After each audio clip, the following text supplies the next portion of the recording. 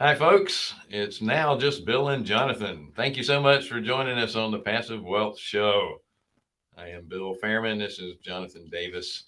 Have you ever wondered about note purchases and how funds, large and small, handle the capitalization of their funds? We're going to fill you in on that right after this.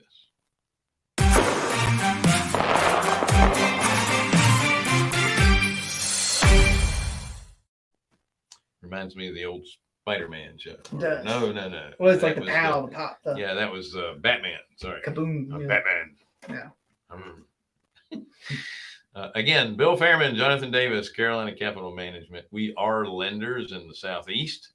We make real estate loans for investors. If you're an investor looking to borrow some money short term, we actually have a long term program now as well for Yep. portfolios as well as single family We'll homes. do multifamily up to 30 units. We will do portfolios. And then we will also do portfolios up to about 5 million, and then single families. Excellent. Mm-hmm. So go to carolinahardmoney.com, click on apply now.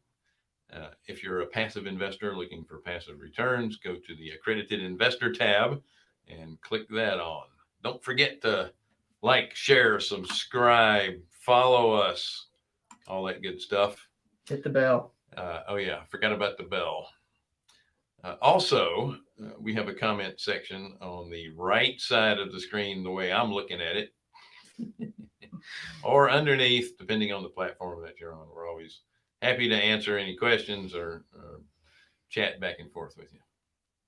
So, what was the question? As many, we're going to talk about note sales. We're going to talk about capitalizing funds, or how funds that are in the lending business or funds that are in the note business, how do they continue to recapitalize their funds so they can make either new loans or they can buy more notes that are available out there. How do you do that? Mm-hmm. Well, you have to sell them. You have to sell or them. You have to buy them. It depends on, if you need the capital or not. One of the biggest issues that I have as a fund manager, and most fund managers have, is making sure that there's a balance between having enough capital to do your business with and not having too much capital. Otherwise, if you have too much capital, then the yields for your investors go down because you have lazy money that's not working. Yeah, if we have too little capital, our borrowers don't like us because we're not closing loans. We have too much capital, our investors don't like us because they're not getting the yield they want. It's great. Yeah. Yeah. So it's a constant balancing act. Wendy covers some of that stuff in her Wednesday with Wendy.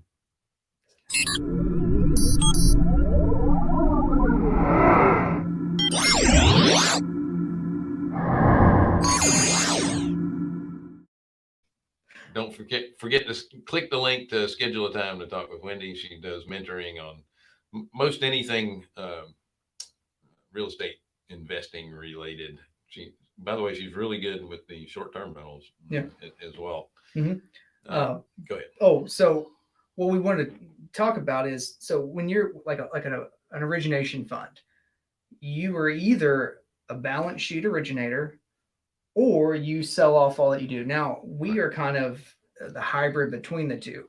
We balance sheet a lot of the stuff that we do. We balance sheet everything that we originate. We originate everything with our own funds. But then to recapitalize our fund, we will sell off single or tapes of loans to private investors or to institutional investors. And that is to recapitalize our fund so that we can make more loans and originate. The reason I think that we decided to do that was we like to be in control. Yeah. We don't want to, we don't want to be relying on, hey, did you get the wire to the attorney? We got to make sure we're closing this. We're in control of that. Right. We make sure the wire gets to the attorney.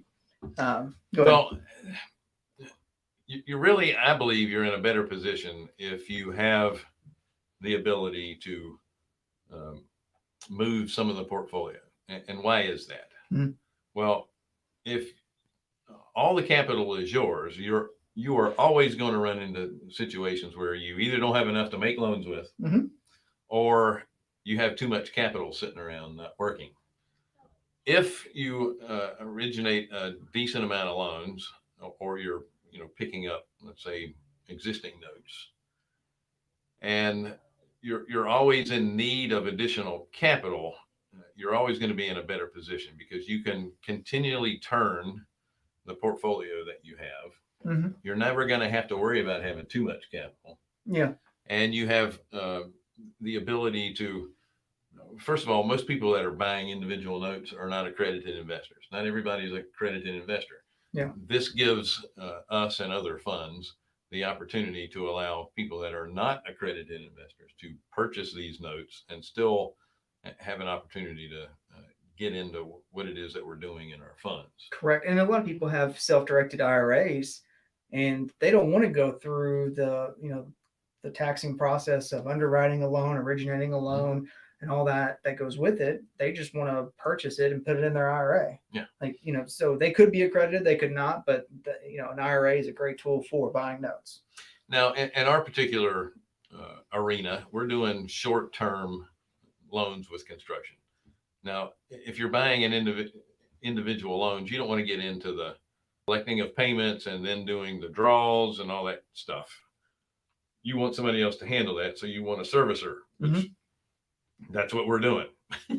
We will service the notes. You're buying something from, say, a fund like Eddie Speed has when he has notes that are available. You still want to have a servicer. Yeah, you can service it yourself. There's tons of third-party sub-servicers. Yeah, but you're typically, if you're buying notes from a note company, they are typically longer-term consumer-oriented loans. Correct. And you really have to have a servicer to stay in compliance with consumer mortgages. If you ever have to foreclose on these folks and you're not in compliance, it's so easy for a decent attorney to keep you from foreclosing on somebody. You always want to have a third-party servicer handle all that for you. The other thing is you don't want to have to deal with it. You just want to get that mailbox money, right? Yeah.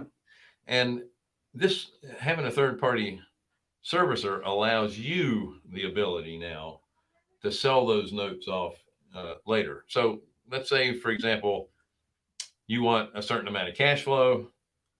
I don't need the cash flow now. I'm going to go ahead and sell this loan off. Or I paid $100,000 for this. Maybe I can sell 5 years of the payments to somebody else and get some of my money back to invest in another note.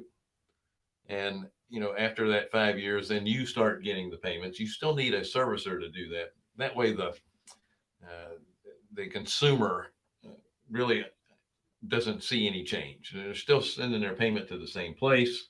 Nothing really changes. They do get a letter saying that your loan has been sold to a new servicer, they say, or a new lender, but you're still making your payments here. Yeah. That's really all that happens there. So it's buying notes is a great thing.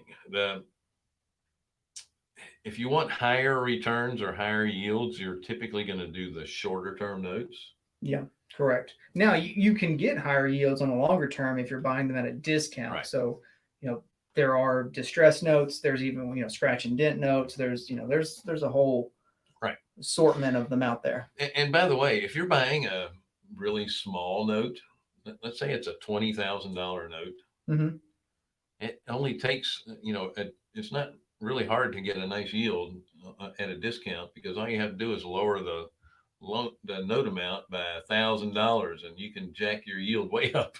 Yeah, I mean, on a small one like that. I mean, before I did lending here, I bought distress notes part of that, and I mean, you would buy a note that had like a 5% rate on it. You're buying it at such a steep discount.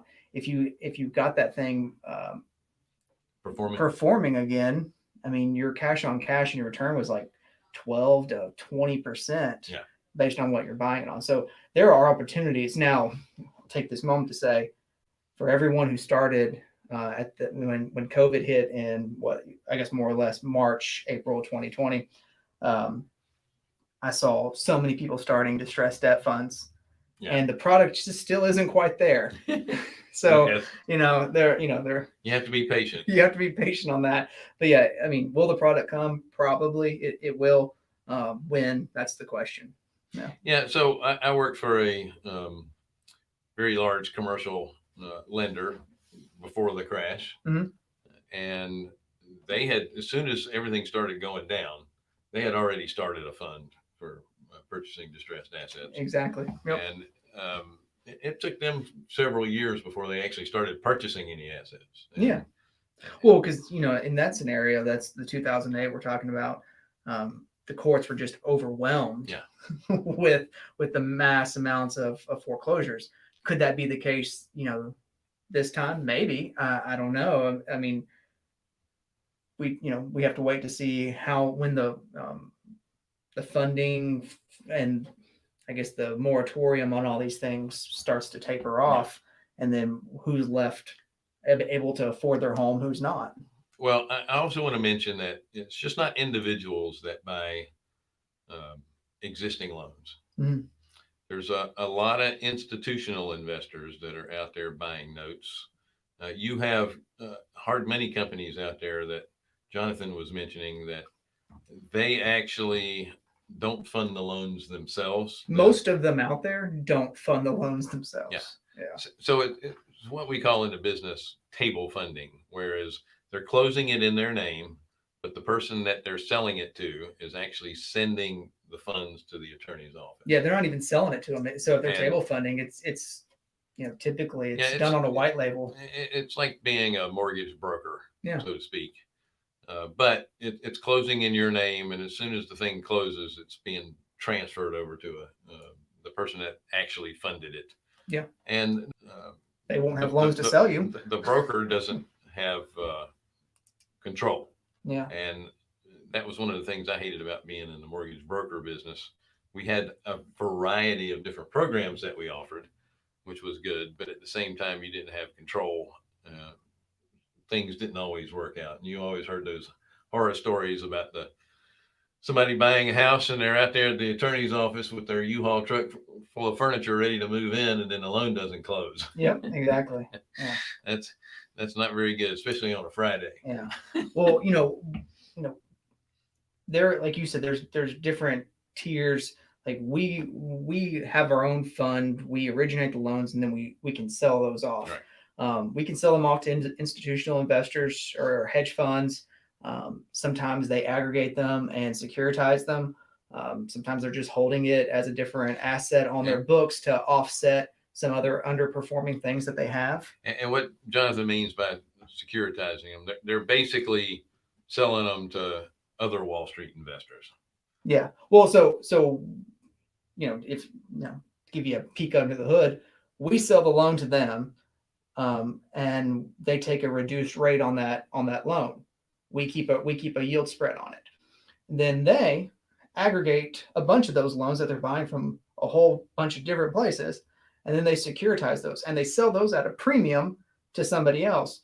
So they almost, if not fully, recapture the yield spread that they lost when they securitize it. Right. So it's a way for them to make a chunk of money quickly.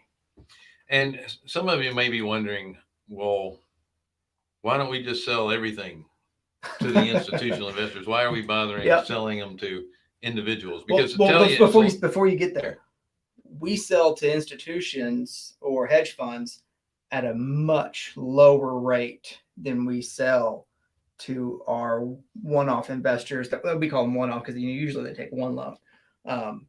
We sell to our one-off investors at a much higher rate than we do to our institutional investors. So why would we do that? Because we're greedy. No. We actually make less when we sell them to institutional investors. But we make more less when we're selling them to individuals. Correct. And we raise the rate a bit and lower it to you a bit because we're trying to even it out. And why is that? Well, our fiduciary responsibility is to our fund investors to make sure we're getting them the best return. Mm-hmm. Okay. Um, at the same time, we have the dilemma of institutional investors, and I say, I've got to watch what I say. Wall Street investors are like antelope. They're all running in a herd, and then all of a sudden they hear a scary noise, and then they take off running in the opposite direction. Mm-hmm. Well, one person gets their hand slapped for something or Yeah. loses some money, and the rest of them don't want their hand slapped or to lose money, and they move away from that particular asset. Yeah. So they love our space now, but it doesn't mean they're going to love it in the future. Yeah. So if your business model is fully wrapped around that business model, then when they pull away, you don't want to be stuck without any capital. Yeah. And so we take advantage of them when we can, but we also would rather stay. And I don't mean taking advantage as taking advantage, but we work with them. We utilize them while we can. And if something happens, we still want to have our private investors. So we've had private investors that we've had for years and years, and they've been very loyal to us. And we still want to continue to give them the opportunity to be on the lending side and get a good return at a much reduced risk than actually owning the properties. Correct. Right? Yep, absolutely. So it is important to us to maintain both facets. Your private investors typically, if you do what you're supposed to do and you're not just throwing spaghetti at the wall to see what sticks on your loans just because you know someone's going to buy it, if you're doing what you're supposed to do and you're underwriting appropriately and you're performing, they're not going to go anywhere. That's a great return with a relatively low risk. Mm-hmm. The institutional investors, same thing. They're not. They like that product. If you don't throw spaghetti at the wall, you underwrite correctly. But they're more likely to change course when something that perhaps yields a higher rate of return or carries, in their eyes, less risk. They're going to pivot and move that way. Well, I can tell you one right now that is a guaranteed return. Guaranteed return. Oh boy. Yeah, and a very large percent of the endowment funds for most of your major universities are invested in it. What's that? Life insurance. Mm-hmm. So they're actually invested in death benefits. So if you ever see those commercials about 1-800 need cash now, yep, they're buying fixed repayment annuities. So if you won the lottery and you're getting so much per year over 30 years, well, they'll give you, say, half of that money up front, and they'll just give you that, and then their profit is the other half of the money. Yep. Right? They'll get the payments over time.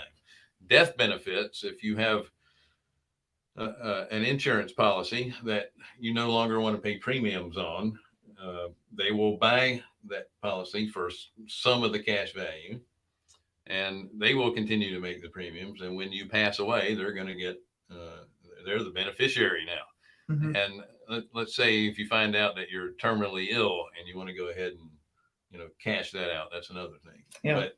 But they pay an average of 16%, which is not bad. And it's going to be a guaranteed return. You just don't know when. Yeah. You're probably going to die. But there's only so much of that to go around. There's a lot more real estate on the debt side than there is on the death benefits and the annuity stuff. Yeah. So there's only so much of it out there. Yeah. But who's to say there's not going to be something else that comes up and a nice shiny object that they want to go to.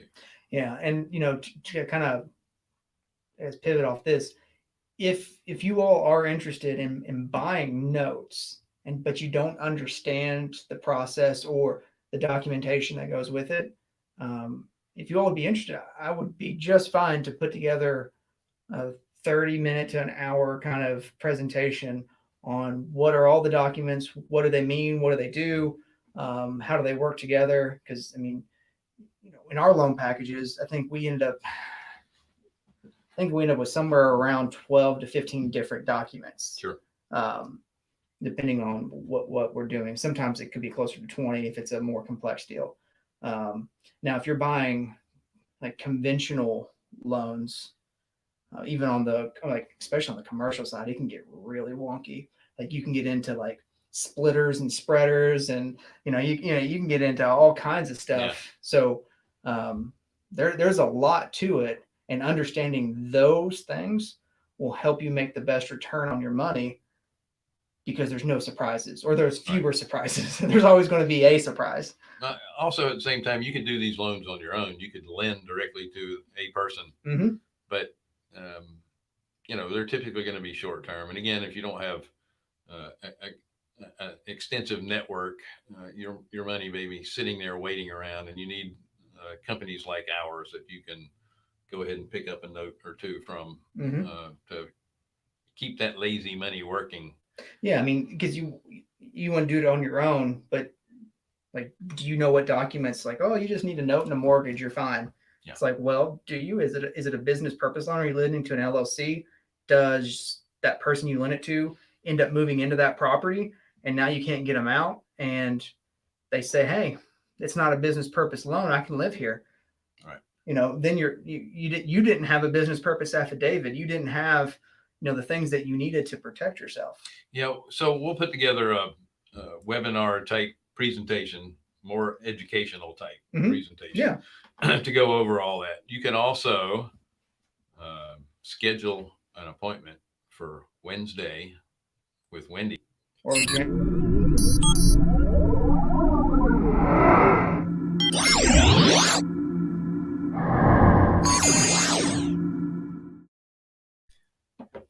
Anyway, she'll teach you how to also evaluate property. She'll go over a deal with you. Now, it's only 30 minutes, so you have to pick your poison, so to speak. But if you're new to the note business or lending, a good way to do that is to buy existing notes from companies like ours. I mean, there's others that do it as well. And then you learn along the way. So you earn as you learn. Yeah. You're going to be able to go through the appraisals, the documentation for that qualifies the borrower, and how to do the draws, and best practices. I had a great question from one of our investors who buys loans from us in a one-off scenario. They called me the other day and said, so what's the purpose of a guarantee, and is it needed, is it not needed, and what does that mean? So I took 20-30 minutes on the phone and explained the whole deal, what it was, what it can do, what it if you don't have it, what can happen, if you do have it, what can happen. So those are the things that we do here, that I think that set us a little apart from other guys.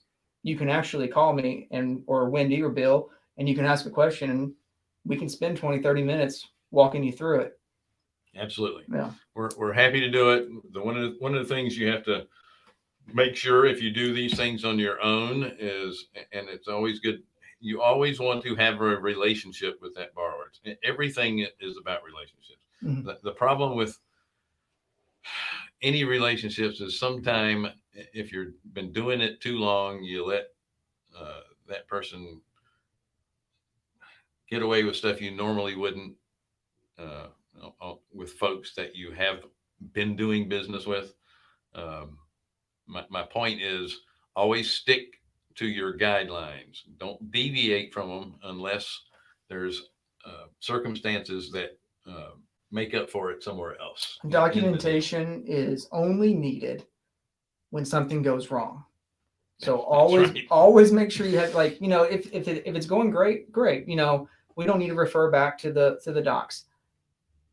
But something will go wrong. Someone who you've been lending to for 5-10 years, something will go wrong. Yeah. It will. So that's why you always need that proper documentation. And if you don't have it, if you're like, oh, no big deal, just send over a note, and whenever you can, give me a recorded mortgage. And it's like, that's a little too lax. And if something goes wrong, you find out they never recorded that mortgage. Now you have an unsecured note that's not tied to anything. All right, we're going to wrap it up. By the way, thank you. Sorry, I can Wendell. Talk a lot about. Thank you, Wendell, for sharing. We don't really try to entertain; it just works out that way. Thank you guys for joining us again. It was the Passive Wealth Show. we are Carolina Capital Management. We make loans to real estate investors throughout the Southeast.